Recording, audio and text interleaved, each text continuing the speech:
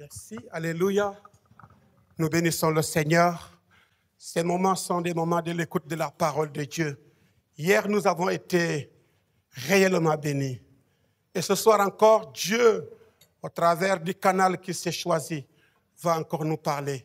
Je voudrais pendant ce temps, vraiment que nous puissions nous focaliser à la parole. Lorsque la parole est envoyée, elle nous donne la capacité d'être transformés, d'être guéris. C'est cette parole qui nourrit notre foi.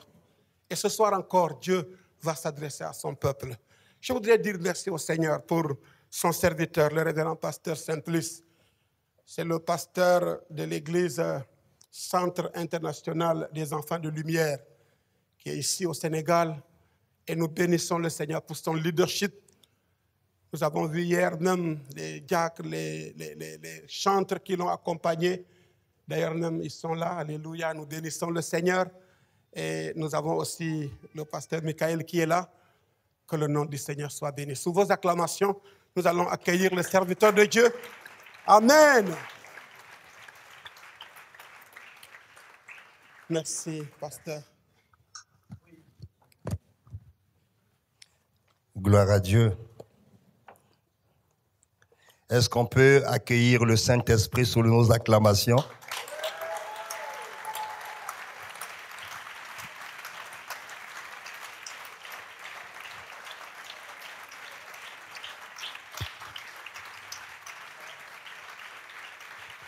Gloire à Dieu. Vous savez, à l'église, l'homme le plus important, ce n'est pas le pasteur, c'est le Saint-Esprit. Et si on peut acclamer pour nous les hommes, à qu'on plus forte raison le Saint-Esprit. Est-ce qu'on peut acclamer le Saint-Esprit? Je vois des gens qui acclament assis. Je vois des gens qui acclament assis. Je vois des gens qui acclament assis. Est-ce qu'on peut acclamer le roi de rois, le Seigneur de seigneurs? C'est lui qui est digne de recevoir l'honneur, la louange et l'adoration. C'est lui qui a vaincu la mort, celui qui a triomphé de la mort. Le troisième jour, il est sorti du tombeau, le ressuscité du troisième jour.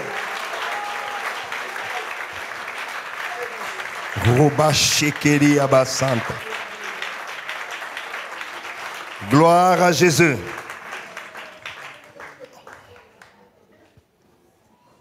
Je vais demander à Tonia de nous conduire dans un cantique. Amène-moi Saint-Esprit. Amène-moi où tu veux. J'aimerais que le Saint-Esprit nous conduise là où il veut, quand il veut et comme il veut. Et ce soir, j'aimerais simplement que tu te disposes parce que l'Esprit de Dieu veut te rendre ministère. Mais ça ne dépend pas de moi, ça dépend de la disponibilité de ton cœur.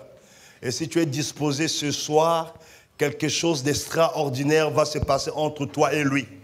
Pas entre moi et toi, mais entre toi et lui. J'aimerais que ce soir, que tu aies des attentes, que le Saint-Esprit te visite. Que tu aies des attentes, que l'Esprit de Dieu te rend ministère.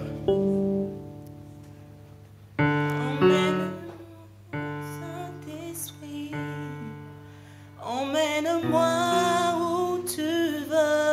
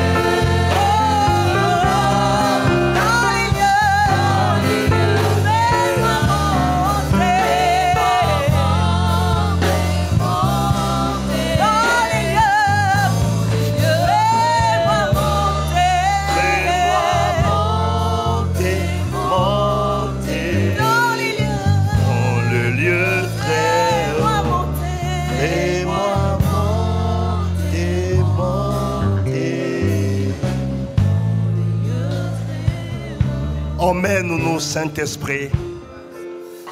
Amène-nous ce soir dans la Shekinah. Amène-nous ce soir là où tu veux, quand tu veux et comme tu veux. Nous sommes venus avec un cœur assoiffé. Nous sommes venus avec un cœur disposé parce que nous avons besoin de toi. Oh Saint-Esprit, remplis-nous ce soir. Amène-nous auprès du Jésus. Saint-Esprit, tu es l'ami fidèle. Sans toi, je suis rien. Et sans toi, je ne peux rien. Ce soir, je veux simplement m'abandonner sous ta direction, sous ton autorité. Que ma chair se taise, que le moi meure et que seul le Saint-Esprit parle à l'Église. Car c'est poussé par toi, l'Esprit de Dieu, que les hommes ont parlé de ta part. Oh, je vais diminuer ce soir, afin que toi tu grandisses, afin que toi tu sois contemplé durant tout le long de ce message. Dispose le cœur de ton peuple pour écouter ta voix, pour écouter ta parole, pour recevoir de toi. Je prie, Seigneur, que l'atmosphère de la visitation soit accessible ce soir. Que l'atmosphère de miracles, l'atmosphère de délivrance, l'atmosphère de guérison vienne en ces lieux. Je libère l'atmosphère de la visitation. Reboshaliaba. Hekamaye kababa. Soria maheke. Briria masoria. Au nom de Jésus. Amen. Que le peuple dise Amen. Gloire à Dieu. Vous savez, c'est toujours un privilège lorsqu'on se retrouve dans sa présence. Raison pour laquelle la Bible nous dit il est préférable de passer 1 heure dans sa présence que 1000 ailleurs. Et pendant cette semaine, Dieu a fixé un rendez-vous avec nous pour nous rencontrer dans sa présence. Gloire à Dieu. Je vais dire merci à Dieu pour ce moment, pour la grâce qu'il m'a accordée d'être ici. Et je veux aussi dire merci au révérend pasteur Mignan, qui m'a renouvelé sa confiance encore aujourd'hui d'être parmi vous et pour vous parler de la part de Dieu. Je bénis Dieu pour la vie de sa femme qui fait un grand travail à ce côté. Vous savez, nous les hommes, parfois on est têtus pour rien, mais c'est les femmes qui font un grand travail à nos côtés. On n'accepte pas facilement, mais parfois on se rend compte que ce que la femme dit est important. On est obligé de se soumettre parce qu'on a l'Esprit de Dieu. Alléluia! Et je veux aussi bénir Dieu pour l'équipe ministérielle, le conseil de l'Église. Toute l'équipe qui ont épousé cette vision et qui travaille pour que le leadership de l'Église soit fort. Que Dieu vous bénisse. Je bénis aussi le groupe de louanges. Vous êtes un groupe merveilleux. Les instrumentistes, les chantes. Que Dieu vraiment vous bénisse. Tout à l'heure, pendant que vous êtes en train de chanter, vous m'avez connecté au trône. Et vous êtes aussi un peuple merveilleux. Parce que dans plusieurs églises, quand il y a des programmes de jeûne, les gens ont un problème d'estomac. Mais toi, tu n'as pas ce problème. Est-ce que tu peux acclamer pour toi-même? Oh, acclame pour toi-même. Alléluia. Dans plusieurs églises, quand on dit jeûne, je suis un traitement. J'ai un problème d'estomac. La dent me fait mal. Il faut que je mange quelque chose. Dis à ton voisin, tu es le meilleur. Non, dis-lui ça avec conviction que tu es le meilleur.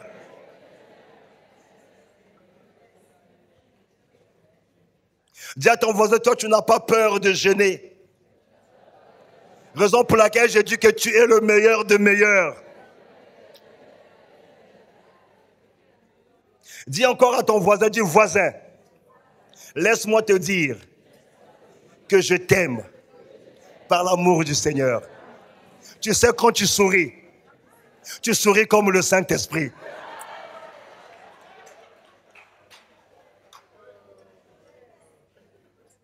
Dis voisin, tu es le plus beau de tout le beau que je n'ai jamais connu après Jésus.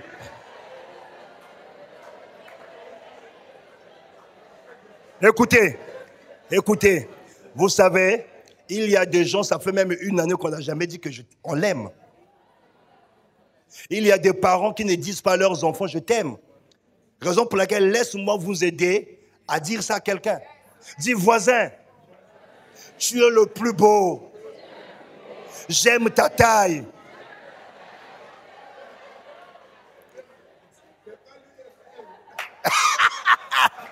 Non, on a dit voisin. Gloire à Dieu. Dis voisin, je te le dis, par les compassions de Christ, si ton cœur est disposé ce soir, tu verras la gloire de Dieu. Parce que Dieu veut faire de toi une maison de prière.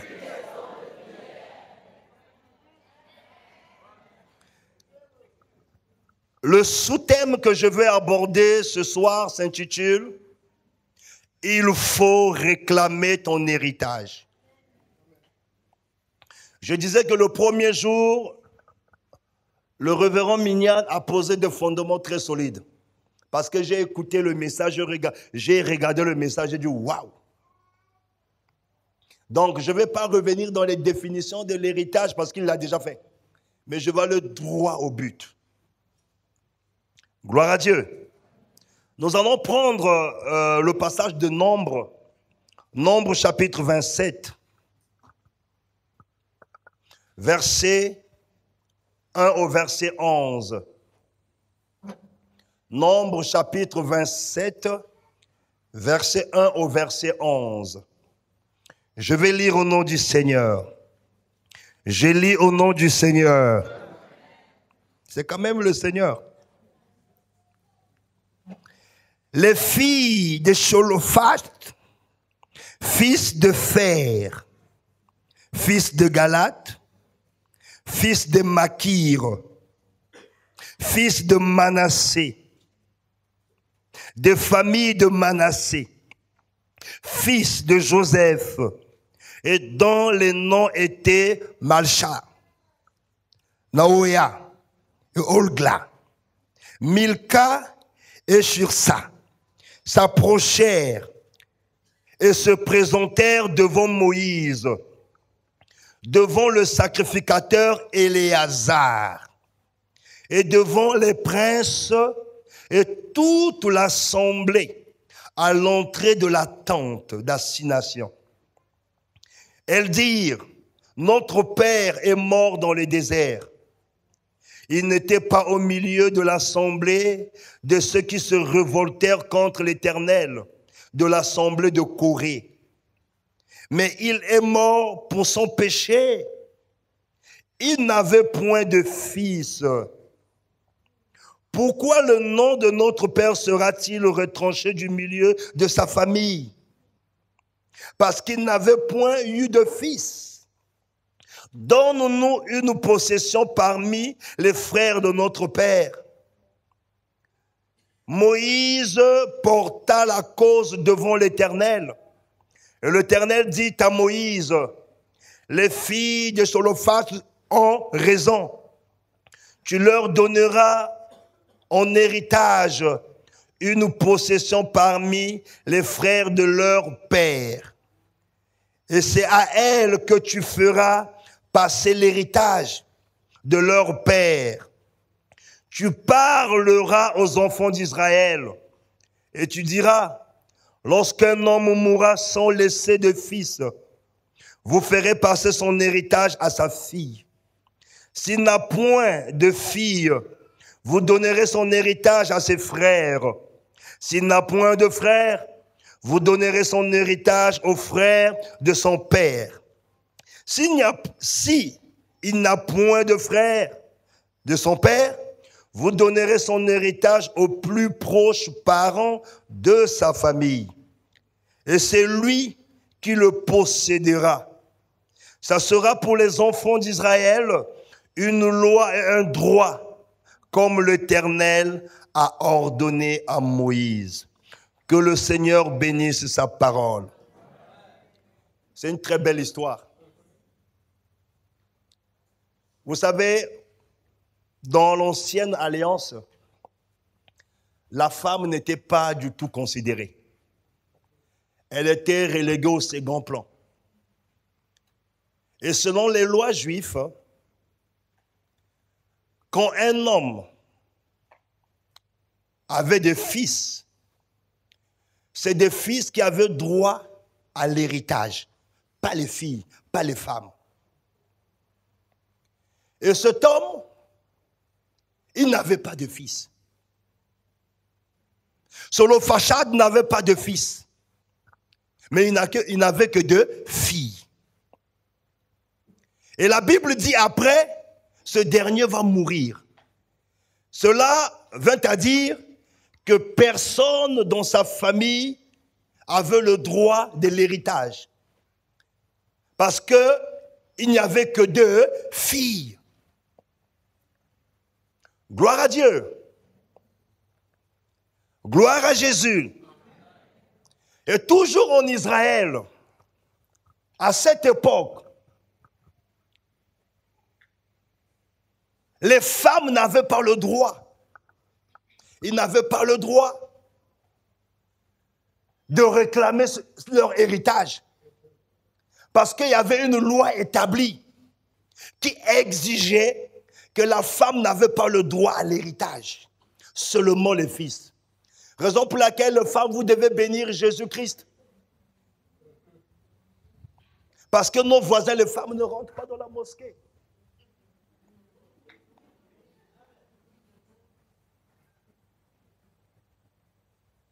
Ils doivent prier dehors. À cette époque, il y avait tellement de lois. Il y avait des lois temporaires, il y avait des lois perpétuelles. Je prends l'exemple des lois temporaires. Quand la femme était dans la période des menstrues, elle était considérée comme impure. Elle n'avait pas droit à l'accès des personnes considérées pures.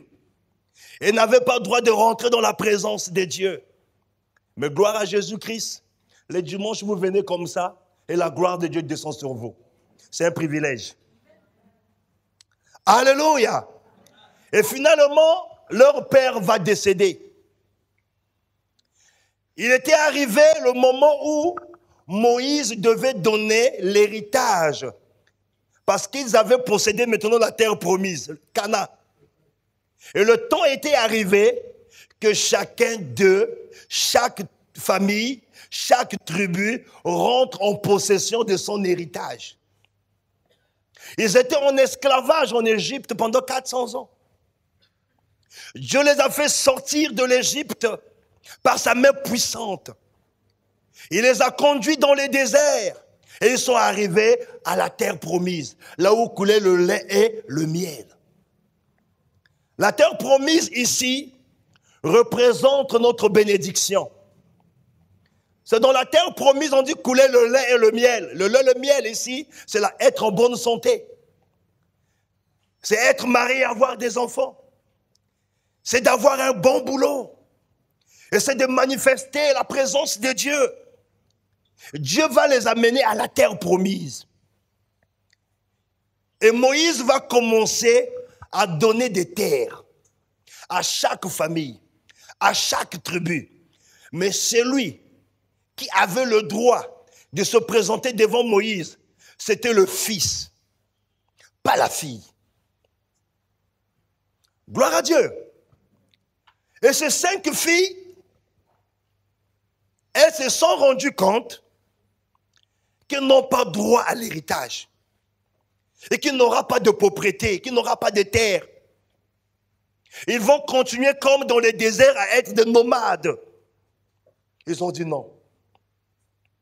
On ne va pas accepter cette situation. On ne va pas accepter des lois qui sont établies. On doit faire quelque chose pour aller au-delà des lois qui sont établies. Elles ont pris la résolution d'aller voir Moïse. Dis à ton voisin, si tu veux briser ce soir la loi établie, dis à ton voisin.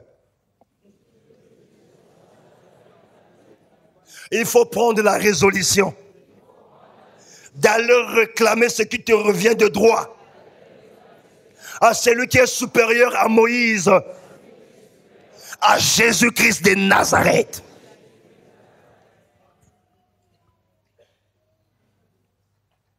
Alléluia.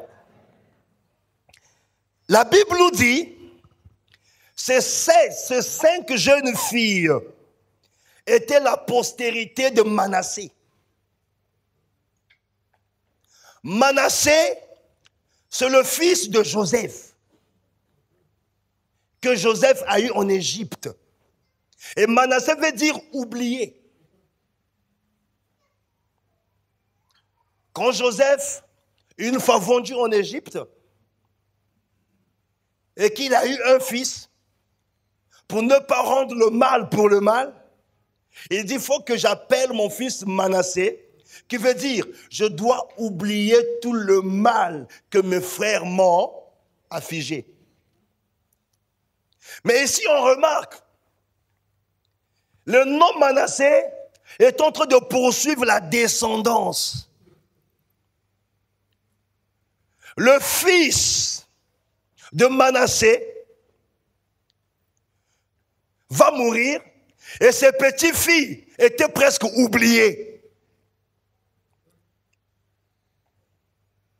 Mais je suis venu t'annoncer la bonne nouvelle. Là où on t'a oublié, ils vont te chercher.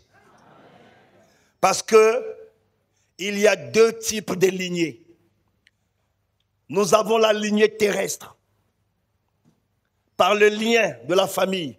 Et nous avons la lignée céleste, par les liens en Christ. Pendant que le nom Manassé est en train de les influencer pour qu'ils soient oubliés, pour qu'ils ne rentrent pas en possession de leur héritage. Mais il y avait un lien céleste qui les poursuivait, qui avait l'influence sur eux ou sur elles. Mais il fallait qu'elles-mêmes, qu'elles osent. Et elles sont allées voir Moïse. Elles ont dit à Moïse, Moïse, le grand homme de Dieu, notre père est mort. Il n'était pas rebelle. Il ne faisait pas partie des rebelles qui ont suivi Corée. Raison pour laquelle, en passant, je vais dire ceci. Il ne faut jamais suivre un rebelle dans l'église. Parce que si leur père était rebelle, même s'ils avaient réclamé leur droit, Dieu ne pouvait pas leur donner ce droit. Parce qu'à cette époque, les rebelles étaient retranchés, enlevés. Leurs droits étaient ôtés. Aucun membre de leur famille avait le droit de l'héritage. Parce que Dieu a horreur à la rébellion.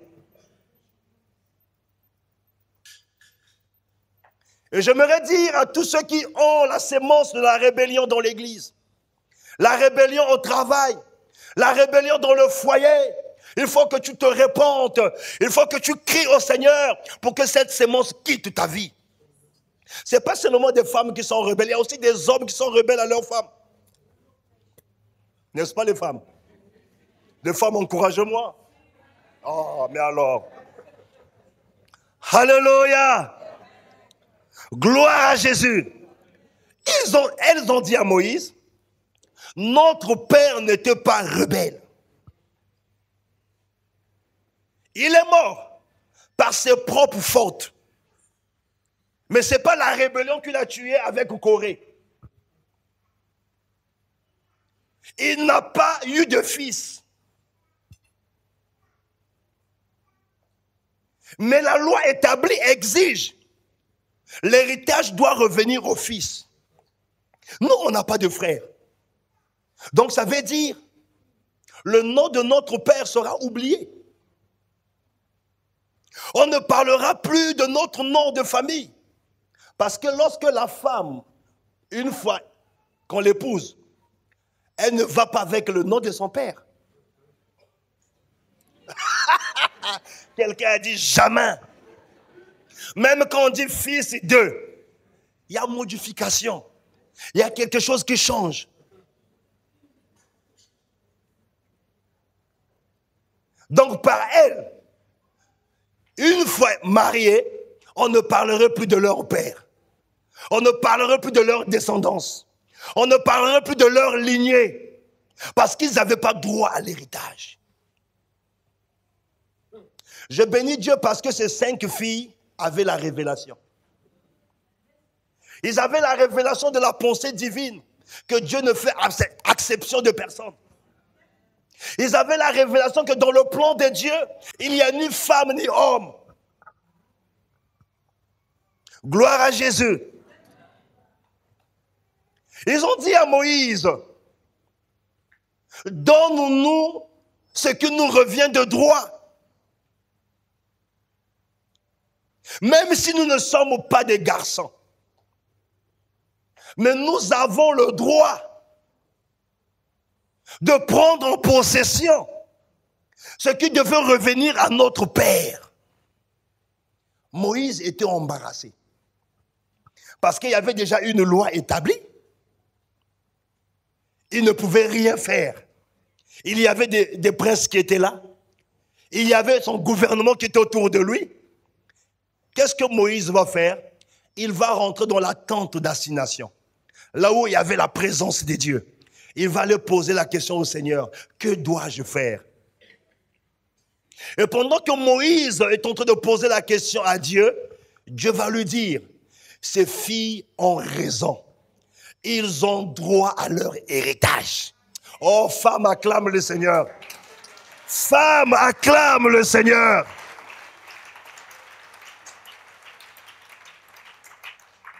Alléluia.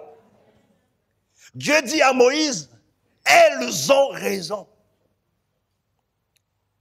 Elles réclament ce qui leur revient de droit. Donne-leur. C'est ces femmes-là, ces 5 femmes qui ont brisé cette loi depuis l'Ancien Testament. Raison pour laquelle je vois ces 5 femmes comme les 5 lettres du nom de Jésus.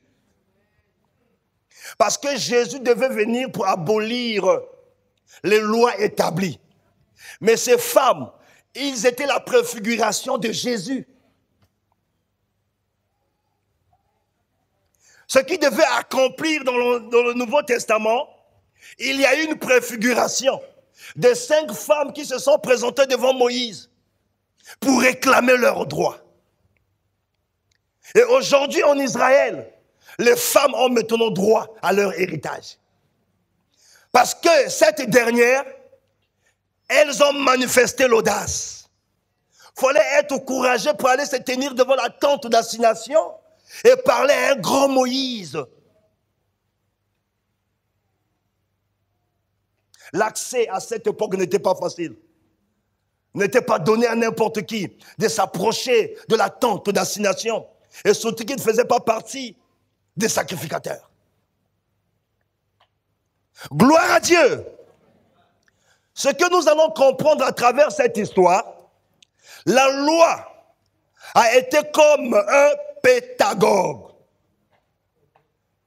pour conduire à Christ. La loi a été comme un pédagogue pour nous conduire à Christ. Est-ce que vous comprenez? Donc, le mot pédagogue veut dire surveillant. La loi était là pour surveiller, pour canaliser, pour nous conduire à Christ. Raison pour laquelle il y avait des lois temporaires et des lois perpétuelles. Des lois perpétuelles, c'est caché en Christ. Mais quand Jésus-Christ est venu, il est venu accomplir ce qui était temporaire. Et parmi des lois temporaires, la femme n'avait pas droit à l'héritage. Mais dans le plan de Dieu, la femme avait droit à l'héritage en Christ. Nous allons lire Galates 3. pour comprendre ce que nous sommes en train de dire. Est-ce que vous me suivez? Merci. Galates 3. Nous y sommes. Verset 24 au verset 29. Je vais lire au nom du Seigneur. Nous avons trouvé Galates. Ce n'est pas dans l'Ancien Testament. Je lis au nom du Seigneur. Ainsi, la loi a été donnée comme un pédagogue pour nous conduire à Christ. La loi a été donnée comme un pédagogue pour nous conduire à Christ, afin que nous fussions justifiés par la foi. Alléluia. Donc la loi était un surveillant. C'était un chemin qui nous conduisait à Christ. Et ces femmes, ils ont reçu la révélation que c'était simplement une loi établie, qu'ils ne devaient pas perdre leur héritage. Gloire à Dieu. Je continue la lecture. La foi étant venue, nous ne sommes plus sur ce pédagogue. Quand la foi est arrivée, nous ne sommes plus sur la loi. Alléluia. Et quand on parle de la foi, nous parlons de Christ. Parce que la Bible dit la foi vient de ce que l'on entend. Et ce qu'on entend vient de la parole de Christ, qui est Dieu. Une fois que Christ est arrivé, il nous a fait sortir. Il nous a déplacés de la loi. Nous ne sommes plus sur la loi, mais nous sommes sur la grâce. La grâce vient avec la foi. Alléluia. Alléluia. Personne n'a le droit de dire que moi, je chante mieux que l'autre. Parce que si tu chantes bien, ce n'est que la grâce. Moi, je prêche mieux que l'autre. Oh, mais si tu prêches mieux, ce n'est que la grâce.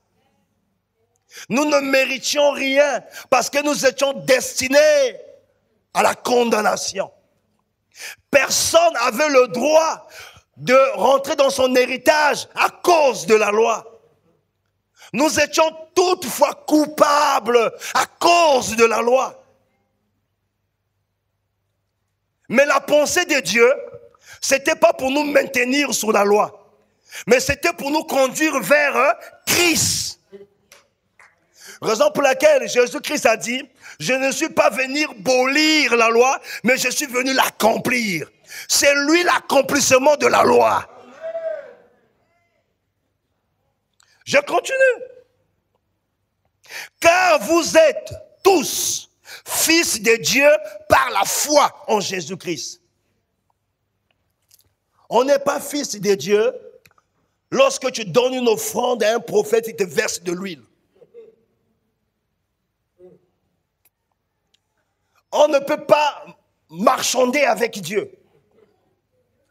Et beaucoup de chrétiens pensent, c'est lorsque le prophète va fouler la plante de tes pieds dans ta maison, tu deviens fille de Dieu et le ciel est chez toi. C'est faux. Celui qui est l'accomplissement de la loi, il est venu sur terre. Il a pris la forme humaine pour venir vers toi qui es humain. Et il t'a fait grâce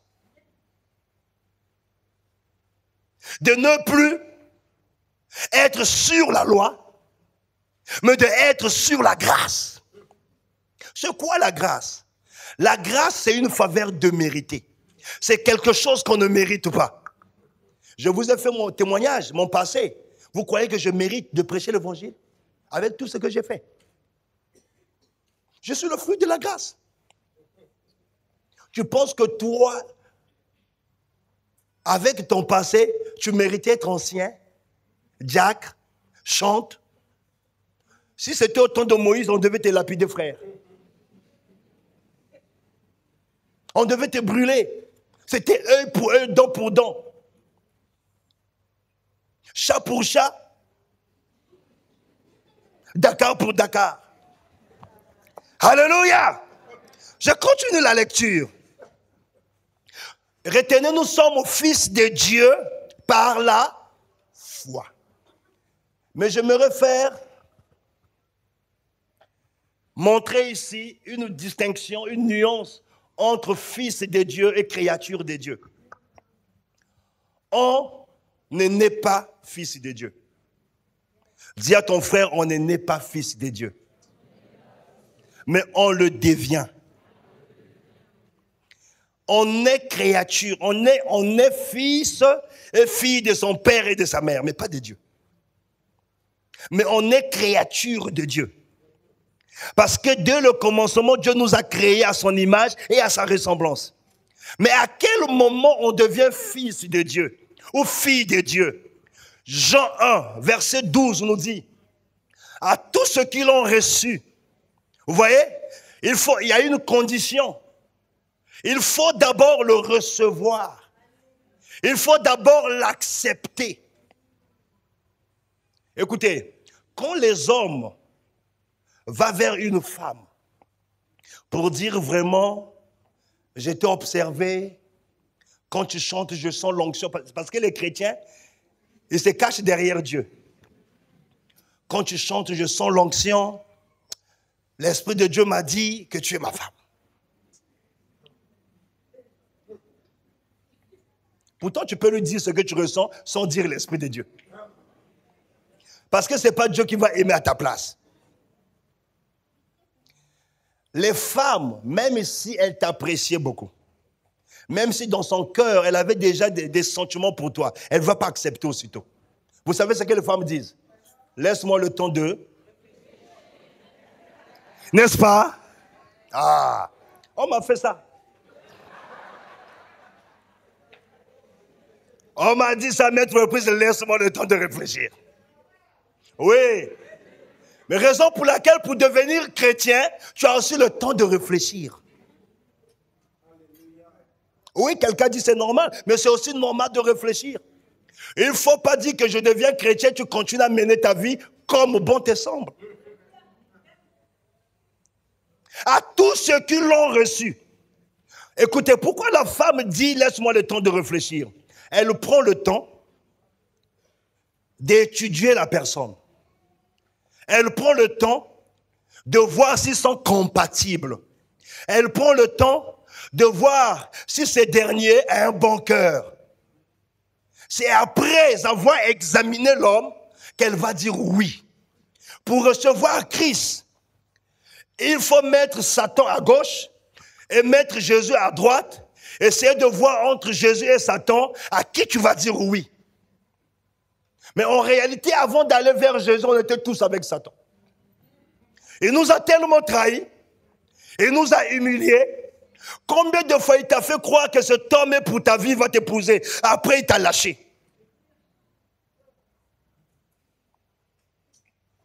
Si chacun pouvait ouvrir son cœur, les déceptions qu'on pouvait citer ici. Elle m'avait dit que je suis le ciel et la terre, elle m'a lâché. Elle m'avait dit que je suis son cœur, elle m'a lâché. On a tellement connu des déceptions. Maintenant, quand tu regardes Satan, tu regardes Jésus, tu es obligé de dire, Seigneur, je t'accepte. Dès lors que tu l'acceptes, c'est un acte de foi. Parce que tu ne le vois pas. Il n'est pas physique. Vous voyez le pasteur chaque jour. Tu as un problème, tu montes dans son bureau, je connais son cœur, il va te venir en aide. Mais Jésus, tu ne le vois pas. Comment tu peux accepter quelqu'un que tu n'as jamais vu? Ce n'est pas la foi. On ne le voit pas, mais on le sent. On ne le voit pas, mais on sent sa présence. On ne le voit pas, mais on le voit à travers sa parole. Dès lors que tu l'acceptes,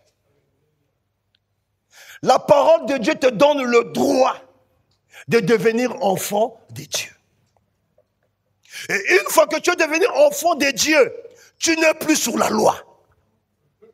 Tu rentres dans la mouvance de la grâce. Une fois que tu es devenu enfant de Dieu, toutes les lois établies qui existaient dans ta famille n'ont plus de fait sur toi. Parce que tu n'es plus sur l'autorité de ta famille, tu es maintenant sur l'autorité de Christ. Alléluia. Alléluia. Alléluia. La Bible dit, je continue la lecture, car vous êtes tous fils de Dieu par la foi en Jésus-Christ. Verset 27. Vous tous qui avez été baptisés en Christ, vous avez revêtu Christ. Il n'y a plus ni juif, ni grec. Il n'y a plus ni esclave, libre, ni libre. Il n'y a plus ni homme, ni femme. Car tous, vous êtes un en Jésus-Christ. Vous voyez, vous tous qui avez été baptisés en Christ, vous êtes un en Christ. Raison pour laquelle, si tu es là, frère, tu n'as jamais accepté Christ. Certainement, c'est une copine que tu as suivie pendant ce programme. Pour qu'il accepte ta demande, tu es venu. Mais je te présente la meilleure demande de Jésus. La Bible dit dans Apocalypse 3, 20, je me tiens à la porte et je frappe. Si quelqu'un entend ma voix et ouvre la porte de son cœur, je entrerai chez lui. J'aime la version qui dit, et je dînerai avec lui. Mais c'est un privilège de dîner avec Jésus. Écoutez, vous croyez que si le programme va finir à 21h, et à 21h30, le président Macky Sall veut rencontrer le couple pastoral pour dîner. Je vous dis que le culte va finir. Les rendez-vous seront après-demain. Parce qu'il y a une autorité établie dans ce pays qui veut le voir. Celui qui côtoie l'autorité a l'influence d'une autorité. Mais celui qui te dit qu'il veut dîner avec toi plus que Macky Sall, c'est Jésus. Donc, si tu ne l'as jamais accepté comme Seigneur et Sauveur, regarde le privilège que tu donnes ta vie à Jésus. Gloire à Jésus. Jésus-Christ est venu abolir la loi. Et j'aimerais te dire, dans chaque famille, dans chaque ethnie, dans chaque pays, il y a plusieurs lois établies. Il y a des familles où les femmes ne se marient pas. Ils ont droit à avoir des hommes qui ont l'argent, mais vivent dans le péché. Il y a des familles où tu ne peux même pas avoir le bac. Il y a une loi établie qui vous maintient là. Il y a des familles où tu peux faire des longues études, mais tu n'as pas le boulot. Combien de personnes ont fini les études, mais qui sont là, qui ne travaillent pas? Il y a des familles, tu peux te marier, mais tu n'as pas droit aux enfants. Mais je suis venu t'annoncer la bonne nouvelle ce soir. Jésus-Christ a brisé les lois établies. Qu'est-ce que Dieu a fait? Dieu a établi le Fils héritier de toutes choses. Il a établi Jésus-Christ dans le ciel, sur la terre, héritier de toutes choses. Selon Hébreux 1, verset 2. Jésus-Christ est le héritier de toutes choses. Écoute, si on m'établit héritier du Sénégal, est-ce que tu ne vas pas chercher à être ami avec moi? Allô? Imagine là où tu travailles. Ça fait des années que tu cherches à être élevé dans la société. Et que le patron m'établit, moi, l'héritier de la société. Je sais que tu vas chercher à être ami avec moi. Je sais que toutes les fois que tu me vois à la société, tu vas me sourire. Tu vas commencer même à m'acheter des crédits. Tu vas commencer à m'offrir des cadeaux. Parce que tu cherches une relation avec moi. Et si tu as une bonne relation avec moi, moi je peux plaider à ta faveur pour que tu arrives au sommet. Et Jésus a été établi par Dieu, héritier de toutes choses. Non seulement il est venu abolir les lois établies, mais il est l'héritier de toutes choses. Écoute-moi, si Jésus-Christ est l'héritier de toutes choses, celui qu'il a accepté dans sa vie comme Seigneur et Sauveur devient automatiquement héritier de Dieu et co-héritier de Christ. Alléluia. Dis à ton frère, tu es héritier de Dieu et co-héritier de Christ. Nous allons lire Éphésiens 1. Éphésiens 1, verset 10 au verset 12. Permettez qu'on lise vraiment la parole, après on va prier. Je lis au nom du Seigneur, à partir du verset 10. Pour les mettre à exécution lorsque le temps serait accompli, de réunir toutes choses en Christ, celles qui sont dans les cieux et celles qui sont sur la terre. En lui, nous sommes aussi devenus comment?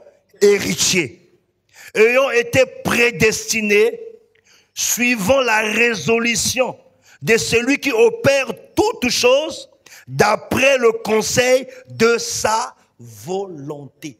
D'après le conseil de sa volonté, Dieu a établi Jésus héritier de toutes choses. Mais nous étions prédestinés. Ça veut dire, avant la fondation du monde, avant que ton père rencontre ta mère, toi tu existais dans le plan de Dieu. Dieu savait que tu devais être sénégalais. Dieu savait que tu devais être gabonais. Et Dieu savait que tu devais prier au temple des nations. Parce qu'il ne fait rien au hasard. Il t'avait prédestiné avant la fondation du monde à être co-héritier de Christ. Raison pour laquelle, même quand tu deviens chrétien, ce n'est pas un hasard. Dans le plan de Dieu, Dieu savait que malgré toutes les bêtises que tu es en train de fabriquer là, le temps va venir. Tu vas abandonner ces bêtises et tu vas devenir un chrétien digne de ce nom. Et Dieu sait là où tu es. Tu hésites à abandonner ces bêtises. Mais j'aimerais te dire que ce soir, tu es prédestiné à abandonner cela. Et tu vas l'abandonner au nom de Jésus. Alléluia. Donc pendant que mon père est en train de regarder des femmes qui passent à gauche et à droite, moi, j'existais dans la pensée de Dieu. Et Dieu m'avait prédestiné à être congolais. Non seulement à être congolais, mais à venir au Sénégal. Raison pour laquelle j'ai dit que je ne peux pas échouer dans ce pays. Il m'avait prédestiné à venir ici. Alléluia. Je me retrouve au Sénégal, je fais mes études. Si Dieu t'avait prédestiné à faire tes études ici, même si l'année passée ça n'a pas marché, coûte que coûte, ça va marcher. Raison pour laquelle ces 5 jeunes filles, ils étaient prédestinés à hériter le droit de leur père. Ils sont allés réclamer cela. Ce soir, il faut que tu agisses comme ces 5 femmes. Il faut que tu réclames. Je ne dis pas, il faut que tu demandes. Demander, réclamer, c'est 2 choses différentes. Je ne veux pas voir des gens qui vont dire, Seigneur, s'il te plaît. On ne réclame pas avec s'il te plaît.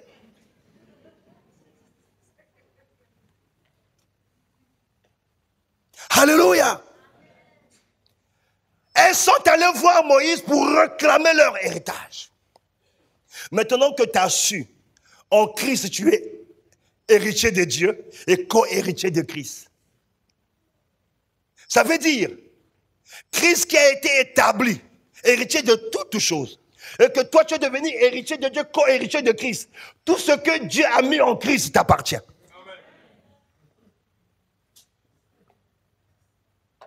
Il n'y a rien de ce qui est en Christ qui n'est pas toi. En d'autres termes, c'est Christ est la source de toutes choses.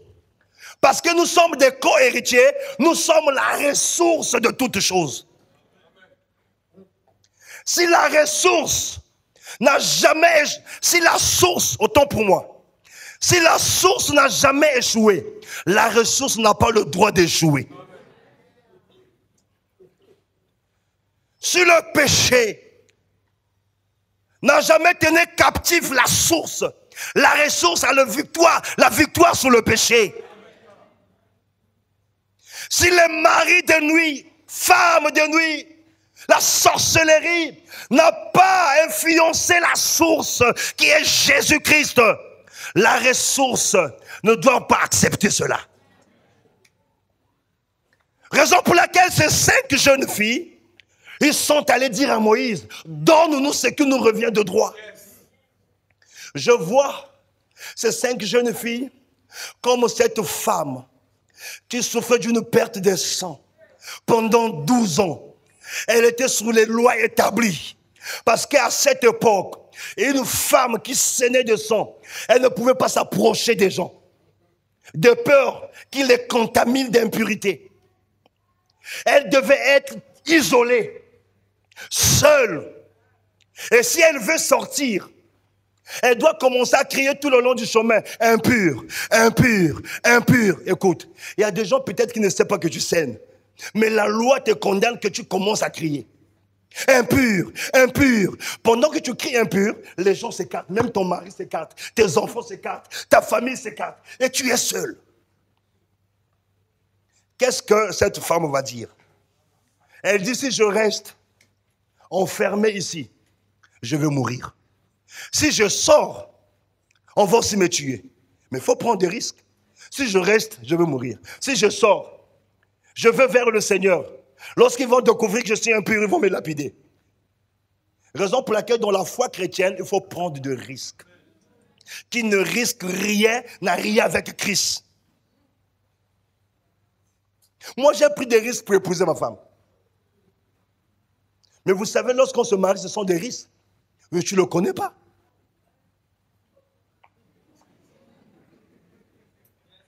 Mais vous êtes connus dans le mariage. Hein? Les fiançailles, on ne se connaît pas. Écoutez, tu ne peux jamais connaître ta femme, ton mari pendant des fiançailles. Écoutez, pendant des fiançailles, elle est toujours propre, il est propre. Tu le vois toujours parfumé. Mais soyez dans le foyer, tu vas te rendre compte qu'elle ne se lave pas.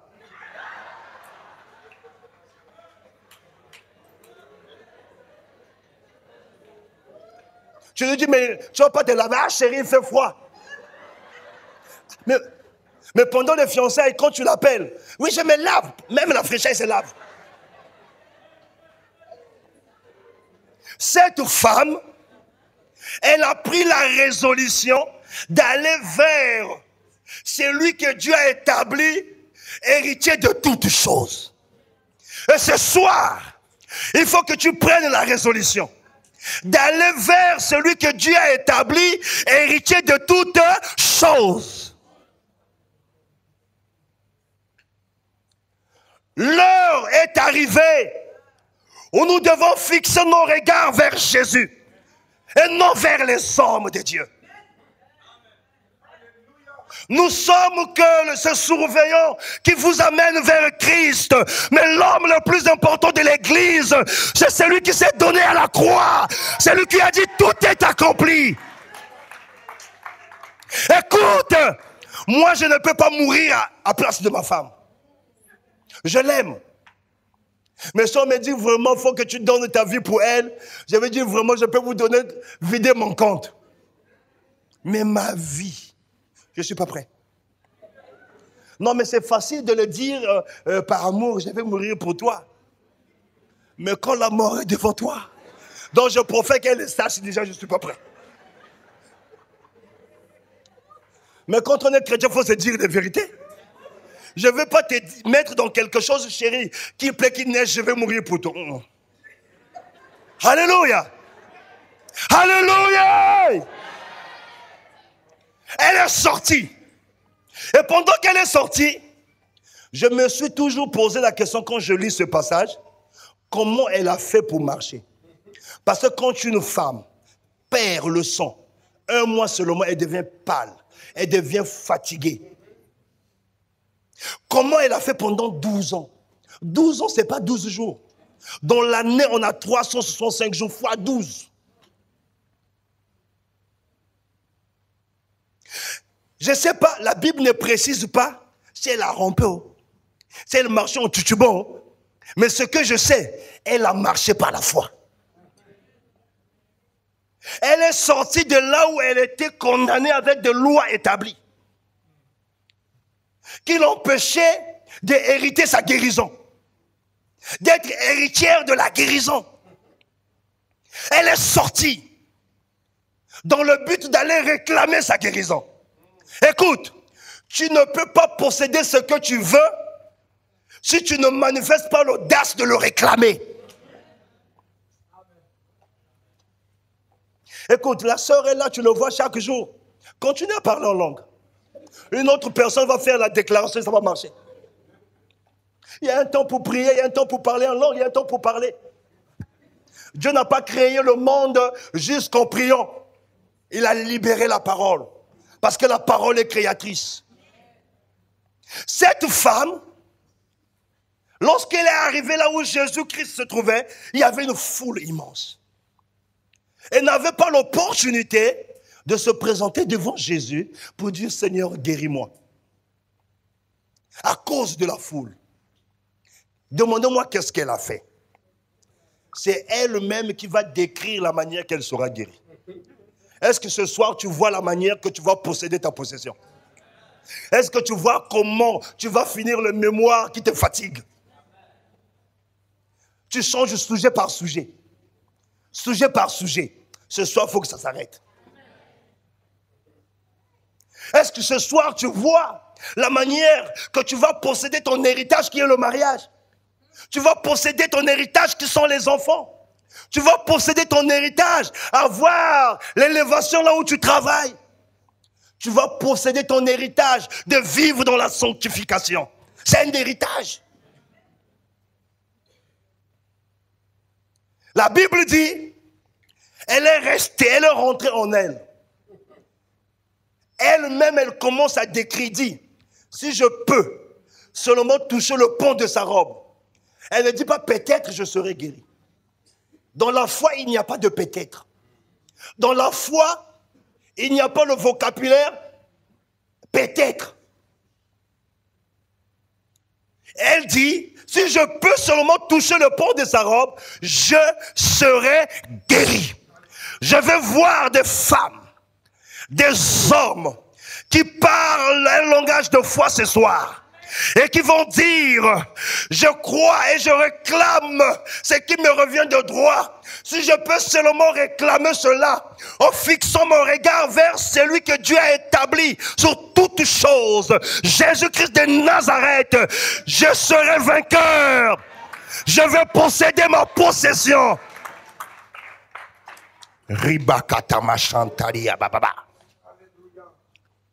La Bible dit, lorsqu'elle a touché, après avoir décrit la manière qu'elle devait être guérie, elle n'est pas restée là. Parce que nous les chrétiens, on décrit beaucoup de choses dans la prière. Et on reste assis. Le temps où Dieu a fait descendre la manne ne va plus revenir. Où tu es là assis, Dieu va ouvrir le ciel, la manne tombe. Alors, tu finis de décrire la manière que tu vas trouver du travail, prends tes CV, va déposer. Parfois vous fatiguez les pasteurs, prie. Mais je vais prier pour toi où sont tes CV. Parfois toi-même tu ne sais pas comment on fait des CV.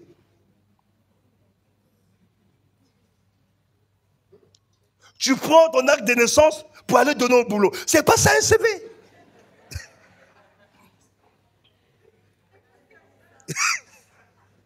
Alléluia. Alléluia. Elle a touché le pont de sa robe. Après avoir décrit la manière qu'elle devait être guérie, la Bible dit, elle s'est approchée. Elle s'est démarquée. Dis à ton frère, il faut que tu te démarques de la foule. Il faut que tu te démarques de la maladie. Il faut que tu te démarques des lois établies. Il faut que tu te démarques de la paresse. Il faut que tu te démarques du célibat. Comment une femme doit se démarquer du célibat? Premièrement, elle doit s'habiller comme une femme. Parce que les hommes n'épousent pas les filles.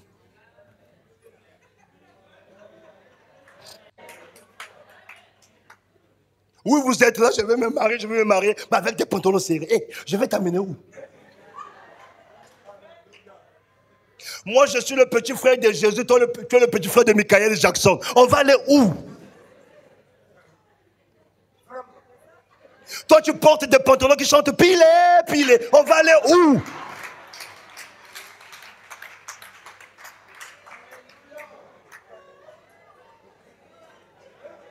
Alléluia. Premièrement, commence à t'habiller comme une femme.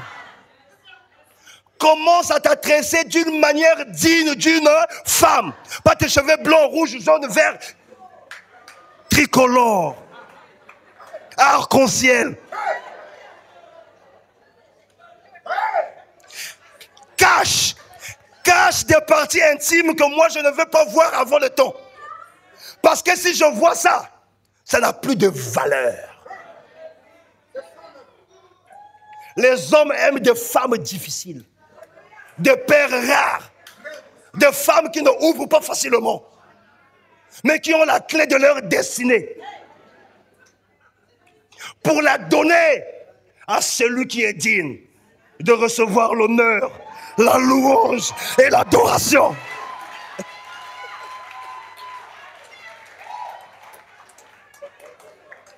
Alléluia! Deuxièmement, il faut savoir comment faire la cuisine.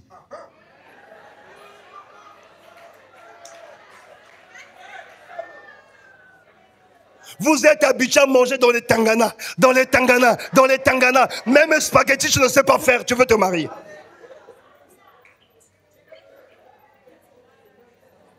Troisièmement, vois ton caractère.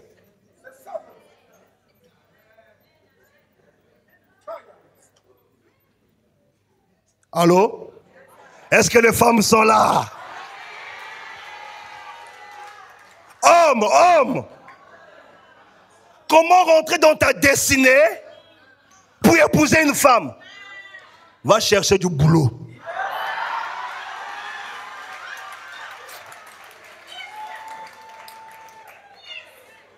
Écoute, les femmes que vous voyez là, même si tu parles en langue à l'église, même si tu chasses les démons, une semaine, 2 semaines, il n'y a pas à manger. 3e semaine, 1 mois, tu le salues les langues.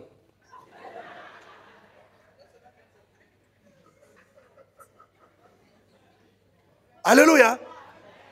La Bible dit le juste vivra par la foi. Il faut que tu trouves le travail en tant que juste par la foi et que tu prennes la femme par la foi et que tu commences à la nourrir par la foi. Donc si tu es là, pendant que les gens partent à l'école et étudient, toi tu es sur Facebook, tu es dans les réseaux sociaux, tu pars en boîte. Mais tu vas travailler comment? Tu seras un gardien? Après il y a des chrétiens paresseux, hein? Ils sont dans l'église. Un homme qui ne fait rien, c'est un péché. Si Dieu a travaillé, pourquoi pas toi? Mais il n'y a pas de saut métier. Cherche un boulot qui peut te régénérer de fond. Vous savez, dans la vie, quand tu n'es rien, tu n'es rien. La Bible dit même, les conseils d'un homme riche sont écoutés. Et le conseil d'un pauvre ne sont pas écoutés. Mais vous allez voir, parfois les riches, leur conseil, il n'y a rien de bon. Mais la richesse influence. Mais le pauvre, tu donnes des bons conseils, mais on voit derrière ton statut. Dis à ton frère, il faut que tu trouves du boulot. Et si tu es à l'école, il faut bien étudier. Il faut avoir tes diplômes.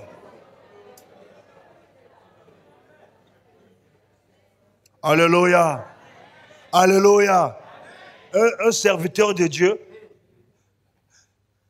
il va aller demander la liste. Un chrétien, hein, rempli du Saint-Esprit, chasser les démons, il parle en langue. Il va aller demander la liste de la dot. Il va prendre la liste, il va 1 mois de jeûne et prière. Et il dit à sa famille la date du mariage, il donne même la date. La famille se mobilise. Et les parents disent, mais où sont le truc de la dot? Il dit qu'on va. C'est dans la voiture. Alors, il partait par la foi. Il arrive, les témoins disent, bon, telle pièce, telle chose. Il commence à parler en Hamashanda, Yeke, Oko, Maye Kanta. Les gens confondent la foi. La foi vient de ce qu'on entend. Si Dieu ne t'a pas dit, fais ça, ne fais pas.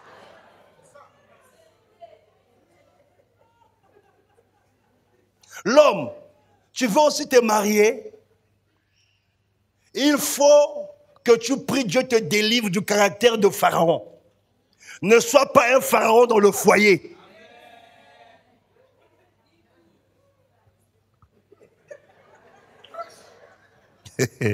Alléluia. Alléluia. On va lire Jean 17, 20, après on va prier. Jean 17, 20. 22 plutôt. Jean 17, verset 22. Jésus dit, je leur ai donné la gloire que tu m'as donnée, afin qu'ils soient un comme nous sommes un. Moi en eux et toi en moi, afin qu'ils soient parfaitement un, et que le monde connaisse que tu m'as envoyé et que tu les as aimés comme tu m'as aimé. Dieu a établi Jésus-Christ héritier sur toutes choses. Mais il dit, je leur ai donné la gloire que tu m'as donnée. Dans la gloire, il n'y a pas la maladie. Là où il y a la gloire de Dieu, le démon quitte. Là où il y a la gloire de Dieu, des lois établies sont brisées. Là où il y a la gloire de Dieu, le célibat est révoqué. Là où il y a la gloire de Dieu, le péché n'a plus sa place. Et Jésus dit, la gloire que tu m'as donnée, je les ai donnée. Et ce soir, il t'a donné sa gloire. Maintenant, qu'est-ce qu'il faut faire pour rentrer en possession de ton héritage? Alléluia. Qu'est-ce qu'il faut faire pour rentrer en possession de son héritage? Il faut premièrement reconnaître ton identité d'héritier. Alléluia. Si tu veux rentrer en possession de ton héritage, premièrement, tu dois reconnaître ton identité d'héritier. Écoute, on va lire Galates 4, verset 1. Qu'est-ce que la Bible nous dit? Et après, on va prier. Galates 4, verset 1.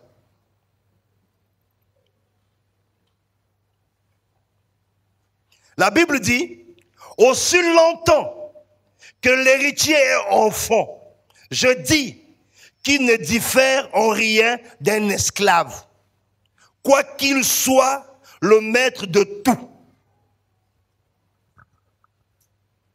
Ici, quand on dit aussi longtemps que l'héritier est l'enfant, ça veut simplement dire une personne qui est immature, une personne qui n'a pas le droit, une personne qui ne connaît pas ce qui lui revient de droit.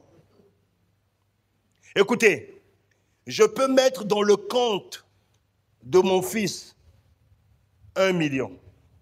Il a 10 ans. Et à 10 ans, en tant qu'enfant, il ne connaît pas exactement ce qui lui revient de droit, combien même c'est dans son compte. Et si je ne suis pas là, il aura un tuteur qui va gérer son héritage. Mais si ce tuteur a un mauvais cœur, c'est ce tuteur qui va se servir de son héritage. Et j'aimerais te dire ce soir, il faut que tu quittes l'étape de l'enfance. La Bible dit, il donne le lait aux enfants et la nourriture solide aux adultes.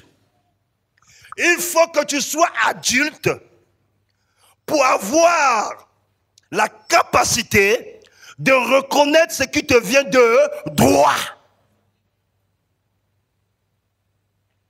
Il y a beaucoup d'enfants dans l'église. Il est malade. Sa première réflexion, c'est l'hôpital. Écoutez, excusez-moi s'il y a des médecins ici. Les médecins soignent, mais ne guérissent pas. C'est Dieu qui guérit. Si les médecins pouvaient guérir, il y a des hommes hyper riches, des milliardaires ne seraient pas morts. Parce que leur argent saurait acheter la santé ou la guérison. Même quand le médecin te donne un traitement, il joue sur la chance. Si ça va marcher, ça ne va pas marcher. Si ça ne marche pas, il va te prescrire un autre traitement. Mais si la main de Dieu n'est pas sur toi, tu ne seras pas guéri. Combien de personnes sont malades? Les parents dépensent des centaines de mille. Ils sont malades. Mais toi, tu es héritier. Et que la Bible dit, lorsqu'il est allé à la croix, il a pris tes infirmités. Il a pris tes maladies. Il s'est fait malade pour te donner la santé. Et quand tu es malade, comment tu te comportes? Fais ça, il faut que ça change. Il faut que ça change. Il faut que ça change. Parce que pour rentrer en possession de son héritage, il faut qu'il y ait le renouvellement de l'intelligence et de la mentalité. Alléluia. Sinon, on viendra toujours là. On sort, les problèmes sont toujours là. Année sur année, jeune sur jeune. Mais on est toujours stagné là. C'est pas que le programme ne vient pas de Dieu. Le programme vient de Dieu. Mais ici, il n'y a pas un changement. Jésus-Christ, pour ramener Lazare à la vie, il a dit ôtez la pierre. Il avait le pouvoir, par une simple parole, que la pierre se déplace. Mais il a dit ôtez la pierre. Et ce soir, il veut que tu ôtes la pierre qui t'empêche de voir ce que Christ a accompli à la croix pour toi. Alléluia. Je vois les 5 filles, les 5 jeunes femmes, comme cette femme qui était prostituée. Une femme de mauvaise vie. Lorsqu'il a entendu parler de Jésus, elle est allée prendre le parfum de nard. Un parfum qui coûtait cher. Elle est venue, elle a cassé la bouteille au pied du Seigneur. Le gens disent, mais elle est impure. Elle n'a pas le droit de toucher le Seigneur. Les impurs ont droit. Ils ont l'héritage en Christ. Les prostituées qui prend la résolution d'abandonner la prostitution, elle a droit en Christ. Un franc-maçon qui prend la décision d'abandonner la franc-maçon, de venir à Christ, elle a droit à l'héritage. Un musulman qui accepte Jésus, il a droit à l'héritage. Jésus n'est pas venu pour les chrétiens. De son vivant, il ne nous a pas laissé le nom des chrétiens. Il est venu pour tout homme qui prend la résolution de l'accepter dans sa vie comme Seigneur et Sauveur. Et lorsqu'il est allé à la croix, il a dit tout est accompli. Tout, il n'a pas dit, il a dit tout. Dans le tout. Ton dossier était dans le tout. Ta santé était dans le tout. Ta victoire était dans le tout. Et s'il a dit tout est accompli, mais change ta manière de prier. Il faut prier dans le tout accompli. Comment une personne malade doit prier dans le tout qui est accompli? Il ne dit pas au Seigneur, Seigneur, guéris-moi. Parce qu'il a déjà accompli la guérison. Qu'est-ce qu'il doit faire? Il doit dire, Seigneur, je te bénis. Parce qu'il y a 2000 ans que tu es allé à la croix. Tu as porté mes infirmités. Et par ces maîtresses sur moi, je suis guéri. Je réclame cette guérison. Et je déclare que je suis guéri au nom de Jésus. C'est comme ça qu'on doit prier. Mais on voit des chrétiens, Seigneur, s'il te plaît, guéris-moi. Seigneur, s'il te plaît, guéris-moi.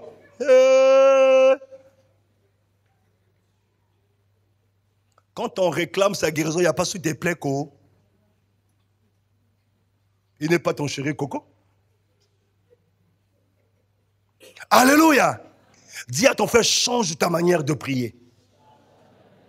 Vous n'allez jamais voir le fils d'un roi qu'un policier va arrêter. Il va dire, s'il te plaît, laisse-moi partir. Après, il va chercher à le corrompre. Il va présenter son identité. Il va dire, je suis le fils d'eux.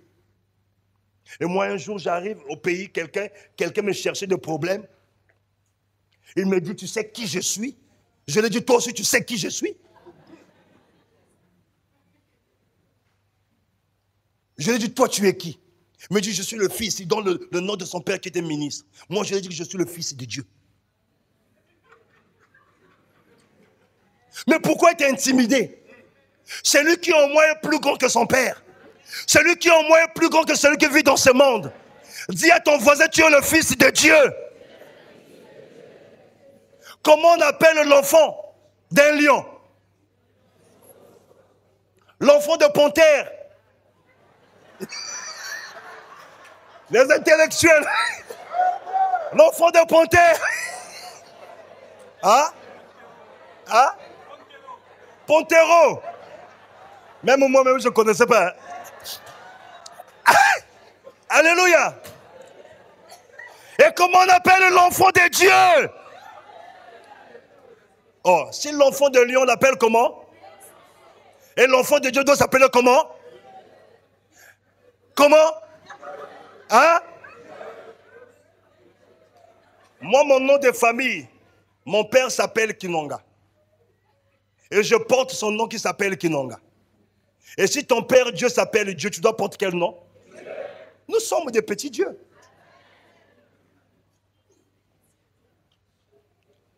Ce soir, on va prier. Au temps de Moïse, au temps de la Bible, un prophète n'avait pas le droit de commencer à servir s'il n'est pas établi. Un roi, un juge n'avait pas le droit de commencer à faire quoi que ce soit s'il n'est pas établi. Dieu avait appelé Moïse, mais le temps n'était pas arrivé. Moïse, lorsqu'il a vu le peuple égyptien, un Égyptien qui est en train de maltraiter un Hébreu, Moïse l'a tué. Un jour, il vient, il voit le même Hébreu en train de se chamailler. Il vient dire, non, mais ce que vous êtes en train de faire, c'est pas bon. L'autre a dit, qui t'a établi sur nous?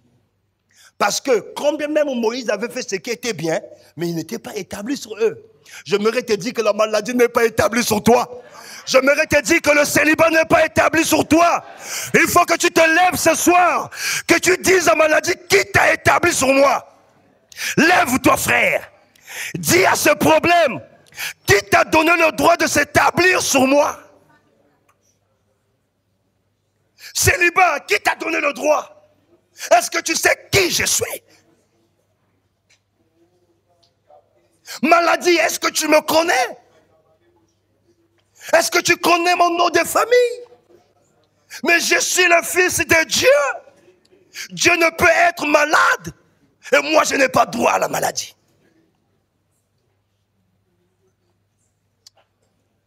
Oh, élève ta voix. Commence à parler à Dieu. Commence à parler à Dieu. Commence à parler à Dieu. Bien-aimé, parle à Dieu. Tu as écouté la parole. Les 5 filles, ils ont réclamé leur héritage. Ce soir, réclame ton héritage. Réclame ton héritage.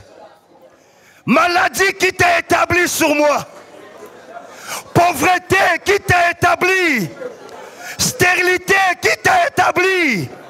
Tu n'as pas le droit sur moi. Tu n'as pas le pouvoir sur moi. Rebobobobobobobobo. Renderia makataba shandaria bababa. Jouez quelque chose.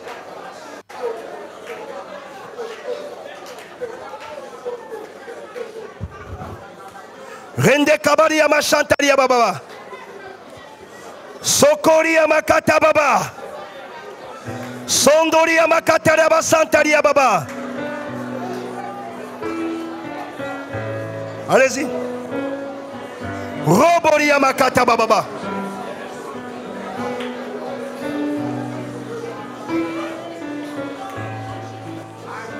Commence à dégager toute chose qui s'est établie sur toi, qui n'a pas le droit d'être établie sur toi. Rebobo shakaria ma santa baba. Rebobo kataria ma soria ma ifada. Eke mama yeke baba. Rondoria makata baba. Sondoria makata baba. Ribo shakaria baba baba. Rondoria makataria baba baba. Bosoria makanta baba. Ribo shakaria baba baba. Rebobo bobo. Rimana yondoria baba baba.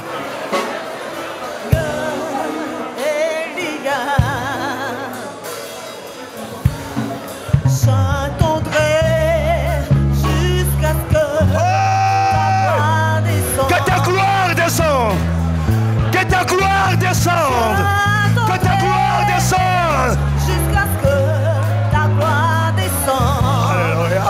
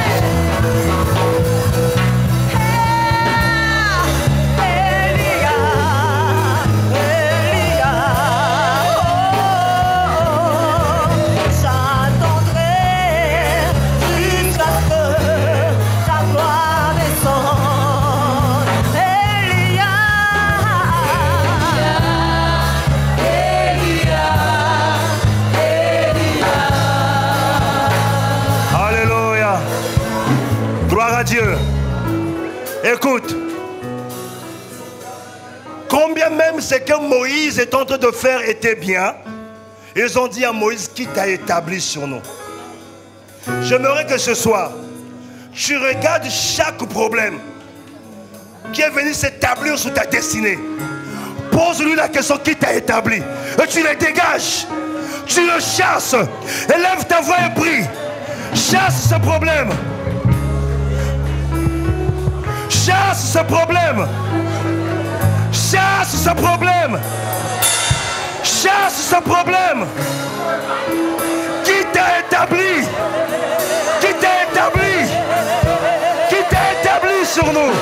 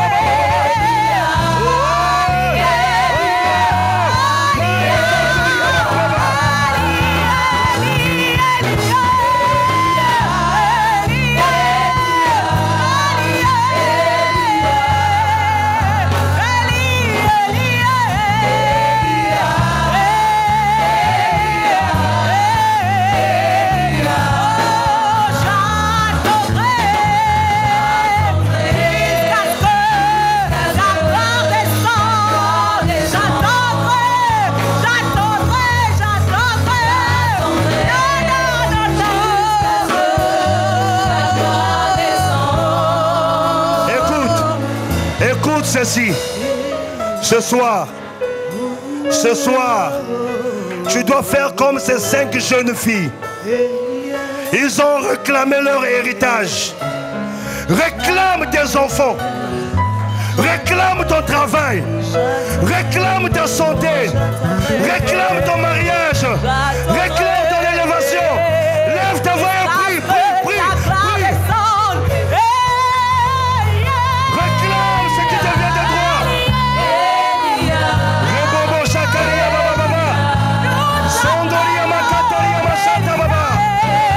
Ribokotoria Mashakaria Baba. Reboria Mashokoria Baba. Sondoria Makata Baba. Ribo Shakaria Baba. Sondoria Baba. Hey, Shababa. Rebobo Baba.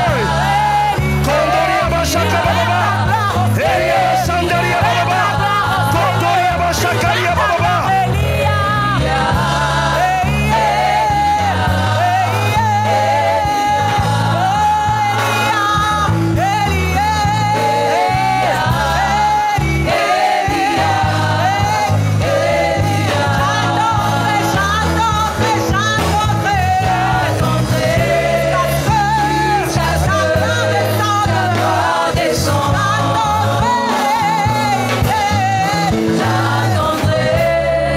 Jusqu'à ce que ta gloire descende. Élève ta main droite.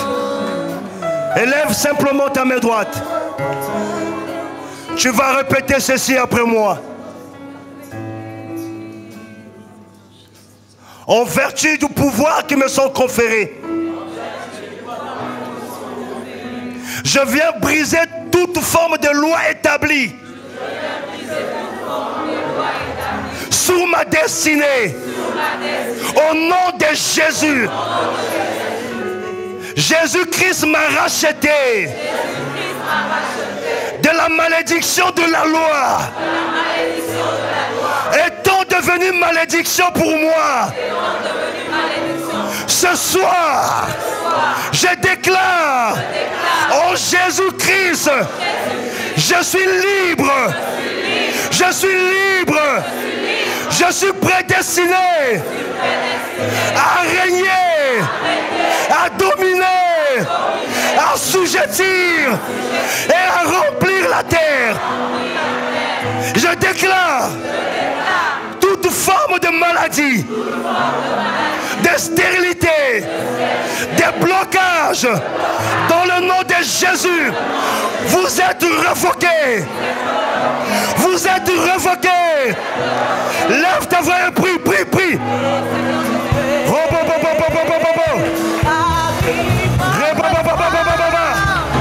Shakaria baba baba baba. Oria mashababa.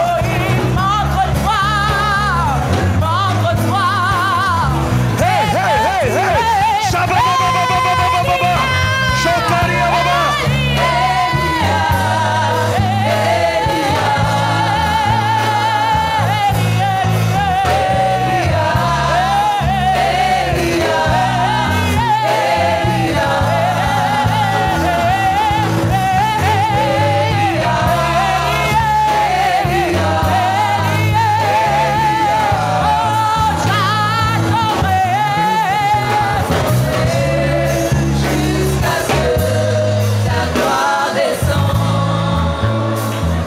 Écoute,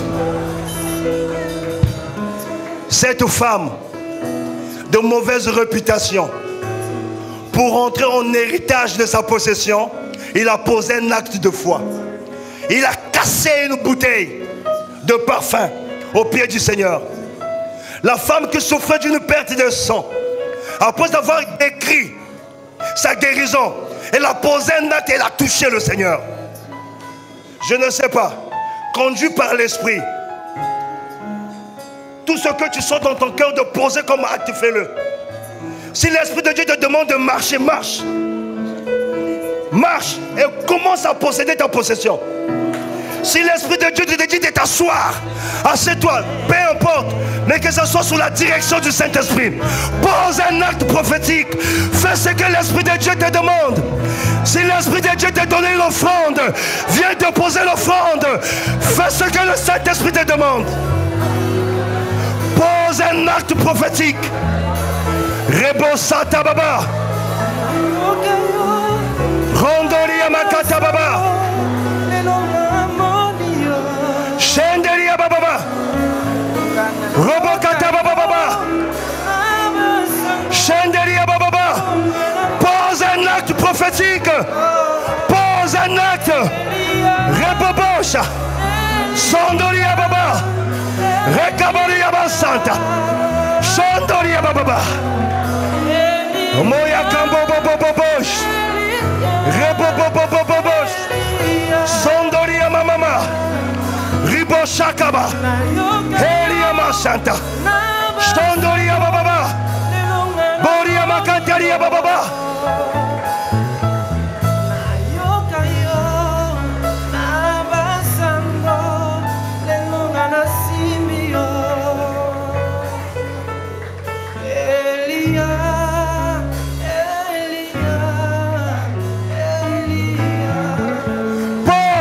Prophétique selon ce que l'Esprit de Dieu te met à cœur. Pose. Maeseriaba. Sondoria makata baba.